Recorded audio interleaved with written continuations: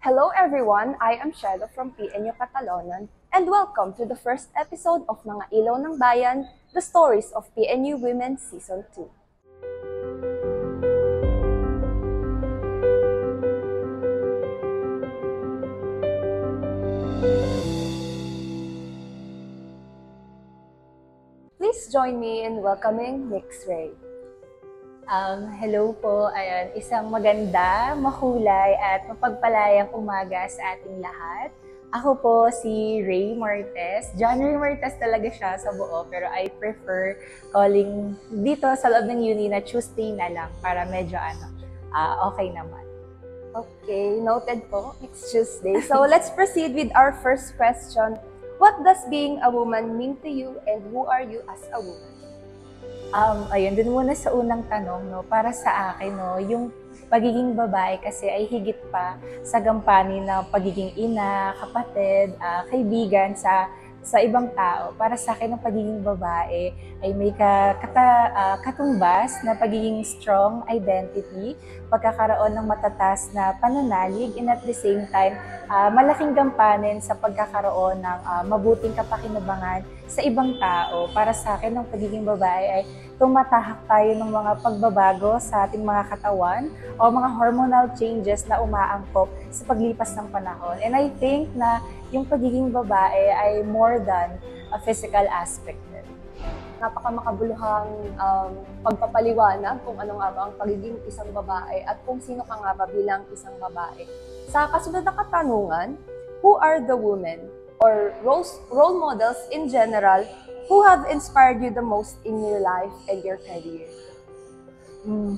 Actually, maganda yung tanong, no, sa pagkakaroon ng modelo bilang actually, marami na akong hinahangaan noon, hindi lang sa panahon natin ngayon. Noon, nariyan si Madam Edroza Matute na sikat sa kanyang mga likha patungkol sa tulang pamilya, sa mga kababaihan, ganon. Gayon din si Leona Florentino, kung hindi ako nagkakamali, na tanyag na Makata sa Espanyol at Ilocos. Samantalang ngayon, nariyan ng ating former Vice President na si Madam Leni Robredo, no, at ang ating Senator Risa Hontiveros. Pero talking about the role model talaga na inaay ko, syempre nandyan yung aking ina, nandyan yung aking kapatid, at nandyan din yung aking mga kaibigan. Ina, kasi siya yung humubog, at the same time bumuo sa aking pagkatao. Nariyan din yung aking ate na tumutustos natural sa aming pinansyal na kalagayan ngayon. At syempre yung aking mga kaibigan na di lang sa loob ng university, kundi sa labas na nagiging helpful sa akin in a way na lagi silang nariyan kapag need ko ng help, financial man at moral support. So yun, mga modelo. So ayun, kapag sinabing modelo, unang-una na dito, maiisip natin na kung sino yung malalapit sa atin. At the same time, maaari rin tayong mag-look up sa mga taong nasa malayo o sa mga taong nakikita natin sa pahayagan, sa TV, at sa iba pa. So moving forward to our next question, have you faced any discrimination or struggle because of your gender? Interesting. Ayun. Knowing na yung sa gender, sa usapang gender, ako very sensitive ako dyan. Sa kung paano ako maglakad, kung paano ako magsalita, kung paano ako ngumiti, kinoconsider ko na yung self ko as a woman. And more than that, nagagawa akong makapag-makeup, nagagawa akong mag-dress properly kapag lalabas ako. And at the same time, meron akong mahabang hair na inaayos ko talaga para magmukha akong woman kapag nasa labas ng bahay. And pagdating sa usaping gender, nakaranas ako ng pambubuli before. Nagsimula to siguro sa loob ng tahanan, kung saan parang hindi nga na-address ng properly, kung paano dapat ako tinatawag. Usually, parang natatawag ako bilang bakla, gano'n, na medyo feeling ko sa side ng mga kamag-anak namin, hindi siya offensive. Pero sa akin, medyo may dating siya kasi, di ba, supposed to be dapat sila yung isa sa mga humahalili sa akin, gano'n. So, para sa akin, dapat yung respeto nagsisimula sa loob ng tahanan para ma-avoid natin yung mga ganong klaseng pangyayari once nasa labas. Kasi hindi natin alam kung paano siya iti-take ng mga taong nasa labas once na narinig nila na ikaw bilang kanyang kapamilya o kamag-anak, ganun yung turing o tawag mo sa kanya. Ganon. Maraming salamat. So, mula sa mga karanasan na to, how did you overcome this kind of discrimination? Ayun, sa aking paglaki, sinabi ko talaga sa aking sarili na never akong iiyak kapag nilalait ako patungkol sa kasarian. That's why I keep on engaging sa mga activities na may kinalaman pagdating sa gender, sa mga seminars online, at the same time, sumali rin ako ng mga organizations kung saan strong yung foundation and may magandang pagtingin pagdating sa ikatlong uri ng lipunan na ayon.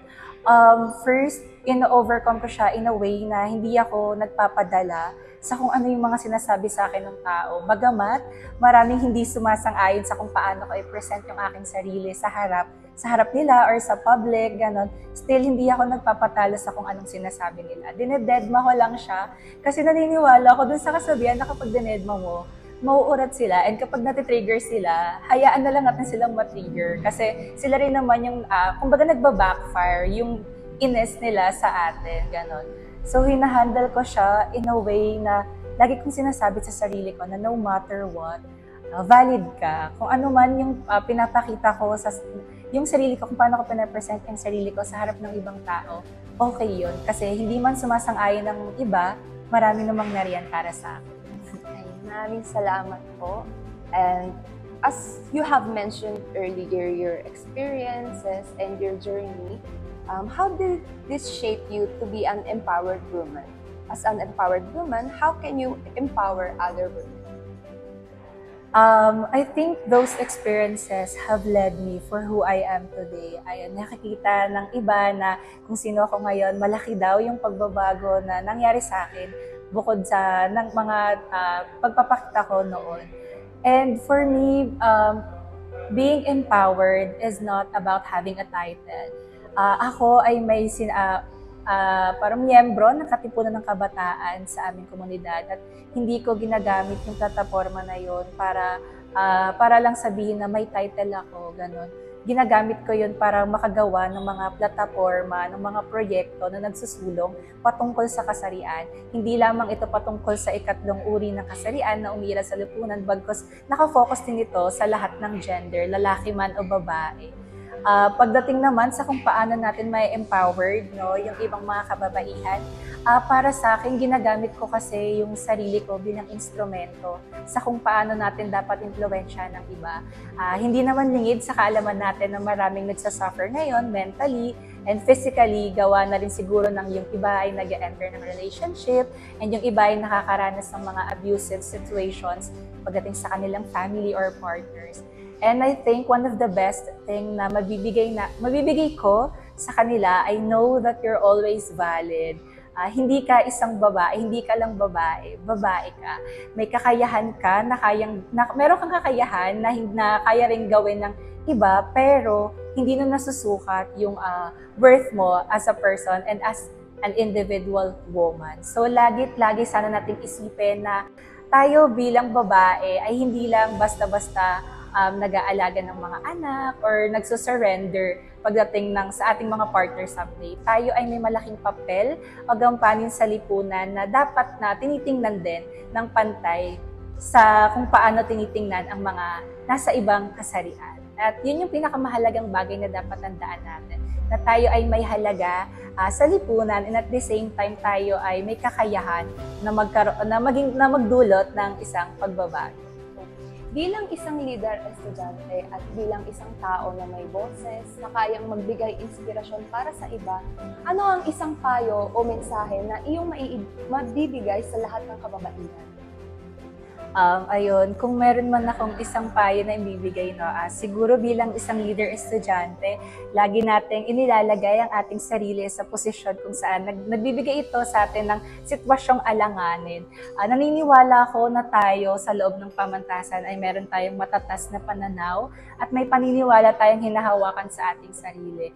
Lagi tayong may freedom of choice and meron tayong boses na ating ginagamit upang ipanghalili sa mga tao na nangangailangan ng tulong. Kung meron man akong mensahe sa ibang mga kababaihan, lagi ninyong tatandaan ang inyong halaga bilang isang babae. Pwede mong paligiran ng iyong sarili ng mga good female friends, and you can always trust your instincts and your judgments no matter what people are keep on saying towards you. Lagi mo sanang isipin na yung mga iyong pagpapahalaga sa buhay ay dapat isinaalang-alang din natin, dahil higit sa mga sinasabi ng ibang tao ay dapat nagpapakatotoo ka sa iyong sarili. Kasi kung ano man ang sinasabi nila, hindi ka dapat nagpapa-apekto dito. Ito man ay negatibo sa kanilang pananaw, naniniwala ka o dapat maniwala ka sa iyong sarili dahil ikaw yan bilang babae. Yun lang. Thank you so much for that inspirational message. So I hope our audience ay may nakuhang bagong learnings and insights from our interview, and sana magamit natin ito bilang isang pagpupugay sa mga kababaihan sa lahat ng lugar. This concludes our first episode of Ilaw ng Bayan, Stories of PNU Women Season 2. Thank you and see you on the next one.